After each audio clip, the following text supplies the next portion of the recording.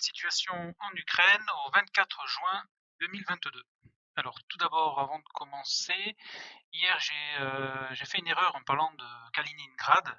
Effectivement, c'est pas une enclave, c'est une exclave, puisqu'une enclave, c'est un territoire qui est entouré par un seul pays, alors que Kaliningrad est une exclave, puisqu'elle n'est pas rattachée à la Russie, mais elle possède deux frontières avec la Lituanie et la Pologne. Donc c'est une exclave.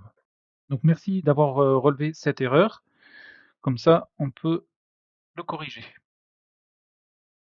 Donc avant d'aller sur le terrain, quelques informations générales, puisque les premiers HIMARS américains sont arrivés en Ukraine, et on a même eu des images qui les ont montrés en train de faire feu sur la ligne de front. Donc je vous mets les sources en description. Et la dernière aide militaire américaine s'élève à 450 millions de dollars. Et comme toujours, la liste est en description. Donc maintenant, sur le terrain, donc au nord-est, on va commencer alors en Russie, dans la région donc, de Belgorod, ici.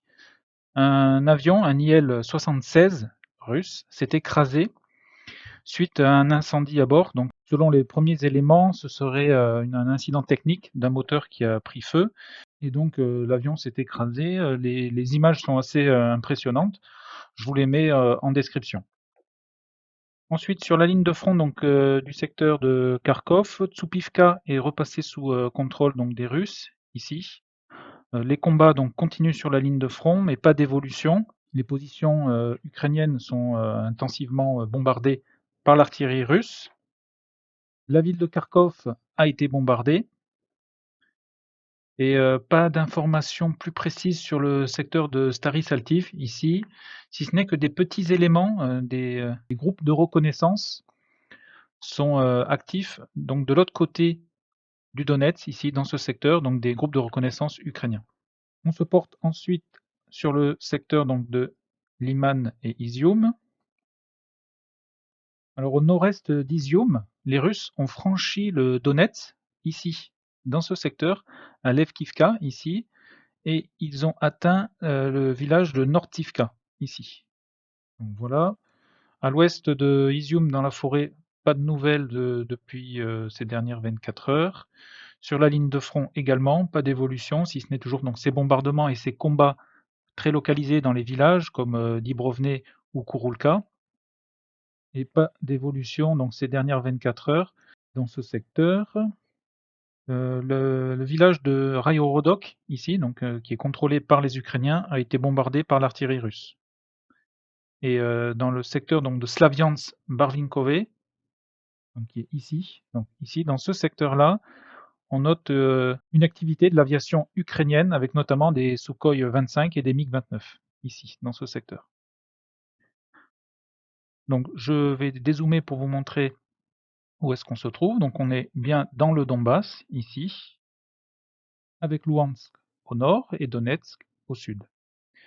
On va maintenant aller sur Severodonetsk. Donc Severodonetsk est dans la région donc, de Luhansk. Alors dans cette ville, les forces ukrainiennes ont reçu l'ordre de se replier et de quitter la ville. Donc j'ai trouvé cette information dans une source ukrainienne que vous trouverez en description. La situation de la ville de Lysychansk, donc qui se trouve en face de Severodonetsk, ici, est de plus en plus critique d'un point de vue stratégique, puisque sa seule voie d'approvisionnement vers Siversk, qui est ici, est maintenant sous le feu de l'artillerie russe. Et la ville est maintenant bombardée tous les jours. Au sud de Lysychansk, l'évolution également, puisque des éléments russes auraient rejoint le village de Maloria-Santsevie, ici, donc ce qui les placerait assez proches de la ville. Les Russes progressent également depuis le sud vers Bilaora et aussi à l'ouest donc de cette ville, dans ce secteur. Vovcho-Yarivka, ici, qui se trouve ici, est maintenant contrôlée par les Russes. Et ces dernières 24 heures, suite à l'offensive donc russe sur Zolotier et Irsk, ici, donc les Russes contrôlent maintenant ces deux villes, Irsk et Zolotier, donc de sources russes et ukrainiennes. Et j'ai mis donc soldats ukrainiens encerclés parce qu'ici on a donc deux informations contradictoires. Donc du côté ukrainien, on affirme que toutes les troupes se sont retirées et ont évité l'encerclement. Et donc du côté des Russes, on affirme qu'il y a 4 bataillons ukrainiens qui sont encerclés donc dans ce secteur, ce qui équivaudrait à peu près 2000 hommes. Donc on reste dans l'attente, donc ces prochains jours, de confirmation, pour savoir si les soldats ukrainiens sont effectivement encerclés dans ce secteur. En continuant sur la ligne de front, Mykolaïvka est également passé sous contrôle donc, des Russes. Donc Mykolaïvka, c'est ce petit village ici. C'est là où avait été tué le général Kutuzov. Donc c'est vraiment dans ce secteur où il y a eu le plus d'évolution donc ces dernières 24 heures. Pour le reste de la ligne de front, pas d'évolution, pas d'information sur l'axe au nord-est de Soledar, ici. En direction de Bakhmut, pas d'évolution non plus ces dernières 24 heures. Donc les combats continuent, mais la ligne de front est identique à hier. On continue, il n'y a pas de nouvelles informations de combat sur les abords de New York. Et alors sur Donetsk, la ville est toujours bombardée. De nombreuses infrastructures civiles ont été détruites dans ces bombardements, mais pas d'évolution sur la ligne de front. Un petit peu d'évolution donc au sud de Vuhledar, puisque les Ukrainiens contrôlent maintenant Pavlinka et auraient lancé une attaque vers Novomayorskie, ici. Donc attaque en cours des Ukrainiens dans ce secteur. Et le reste de la ligne de front jusqu'à Zaporizhia est stable, mais on note des bombardements assez importants dans ce secteur, et plus particulièrement sur Orikhiv et Oulialpol. Et enfin, le dernier front, donc Mykolaïv-Kherson, là également pas beaucoup d'évolution donc ces dernières 24 heures, si ce n'est que j'ai rétabli ici la ligne de contrôle russe, n'ayant plus de nouvelles de ce secteur depuis maintenant plus d'une semaine. Et aux dernières nouvelles, David Hybrid est toujours sous contrôle ukrainien. Et pour les villages donc, qui se situent à l'ouest, ici, j'attends encore des informations pour pouvoir confirmer qui contrôle ces villages. Sur Snihorivka non plus, pas d'informations ces dernières 24 heures, tout comme sur le front donc, de Kherson à l'ouest et sur Kiselivka. Alors sur Kiselivka, les deux parties annoncent contrôler donc, le village. Donc dans ces cas-là, je laisse en zone grise en attente de confirmation ultérieure. Donc voilà. Et enfin sur l'île des Serpents, donc qui se trouve ici, de sources ukrainiennes, donc dans leur récente attaque, ces derniers auraient détruit un Pantsir russe qui se trouvait sur l'île.